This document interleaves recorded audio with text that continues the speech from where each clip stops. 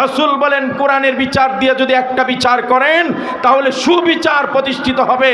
আমরা বেশি কিছু চাই না। আমি তো মাঝে মাঝে বলি, মিস্টার দরবেশ সাহেব যিনি 4000 কোটি টাকার বেশি ব্যাংক থেকে লুট করেছেন, ব্যাংকগুলোকে দেউলিয়া বানিয়েছেন, শেয়ার মার্কেটকে ধ্বংস করে মানুষদেরকে পথে নামিয়েছেন, যারা আজ আমাদের মাথার উপর মাথা পিছু ঋণের বোঝা চাপিয়েছেন,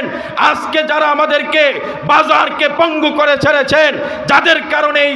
কারবারগুলো হয়েছে, ওই দুর্নীতিবাজদের একজন যদি প্রমাণিত হয় দরবেশ 4000 কোটি টাকা আত্মসাৎ করেছে, তাকে সোহরাওয়ার্দী উদ্যানে লাইভ করে সম্প্রচার করে সারা বাংলাদেশ দেখিয়ে আস-সারিকু ওয়াস-সারিকাতু ফাকতাউ আইদিয়াহুমা, কোরআনের একটা বিধান, চুর আর চুন্নির হাত কেটে দাও, দরবেশের 2 হাত কেটে দেন। খোদার কসম বাংলার জমিনে দুর্নীতি দমন কমিশন